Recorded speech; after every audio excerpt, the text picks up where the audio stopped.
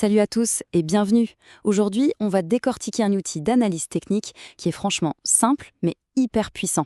La résistance oblique baissière ou la ROB pour les intimes. Accrochez-vous parce que ce concept pourrait bien changer la façon dont on regarde un graphique boursier. Ça peut paraître un peu fou, non? Une simple ligne.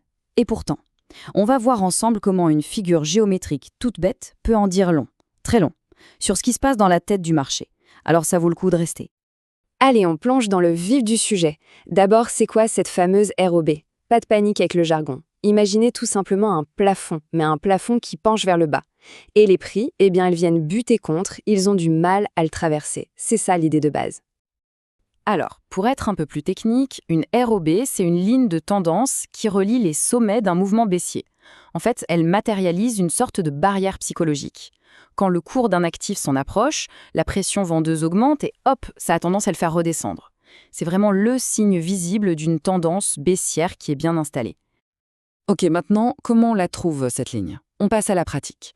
Et la bonne nouvelle, c'est que c'est super simple à faire. Pas besoin d'être un génie des maths. Voyons ça tout de suite. Alors, comment on s'y prend? C'est simple, c'est méthodique. D'abord, on ouvre grand les yeux et on cherche au moins deux beaux sommets, deux pics sur le graphique.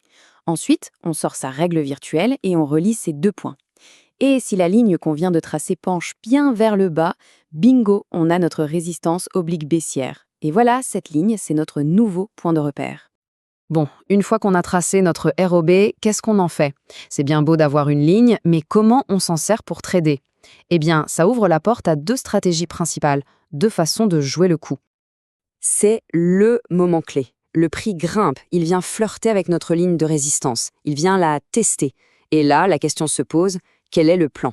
Est-ce qu'on parie que le prix va se cogner au plafond et redescendre, ou au contraire qu'il va le pulvériser et s'envoler? Tout se joue ici. Là, on a deux chemins possibles, deux écoles. Stratégie numéro 1. On joue la prudence, ou plutôt on parie sur la continuité de la baisse. On vend à découvert tout près de la ligne, en espérant que le plafond fasse son boulot. Stratégie numéro 2. C'est l'inverse complet. On est patient, on attend de voir si le prix a assez de force pour casser la résistance. Si c'est le cas, on achète, parce que ça pourrait signaler la fin de la tendance baissière. Mais attention, peu importe le choix, il y a un truc non négociable, le stop loss. C'est la ceinture de sécurité, c'est ce qui protège en cas de mauvais scénario. Ok, super, on sait ce que c'est, on sait comment la tracer et comment l'utiliser.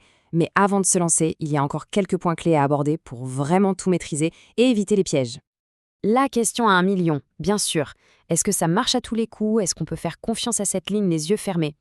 La réponse, comme souvent en bourse, est un peu plus nuancée. Et la réponse, sans surprise, c'est non. Il ne faut surtout pas voir ça comme une boule de cristal. C'est un indicateur de probabilité, rien de plus. Sa force, elle est décuplée quand on la combine avec d'autres outils, d'autres signaux. La RUB seule, c'est bien. La RUB avec d'autres confirmations et une bonne gestion du risque, c'est beaucoup, beaucoup mieux. Une autre question qui revient souvent, est-ce que c'est un truc de day trader qui passe sa journée le nez sur les écrans ou est-ce que ça sert aussi pour des investissements plus tranquilles sur plusieurs jours ou plusieurs semaines? La réponse est simple. C'est un outil ultra polyvalent. La beauté de la chose, c'est que la psychologie de marché qui crée ces résistances est universelle. Qu'on soit en train de regarder un graphique à la minute ou à la semaine, la logique reste exactement la même.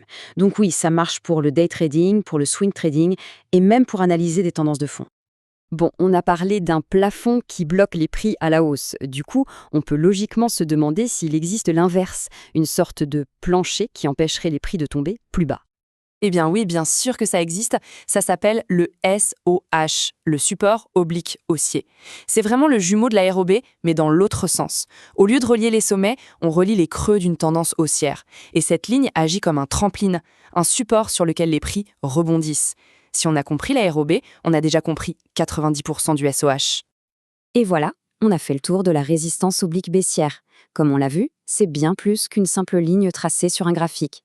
C'est une fenêtre ouverte sur la psychologie des investisseurs. La prochaine fois qu'on ouvrira un graphique, on n'y verra plus seulement une suite de prix, mais des structures, des batailles entre acheteurs et vendeurs. La vraie question maintenant, c'est qu'est-ce que ces lignes nous raconteront?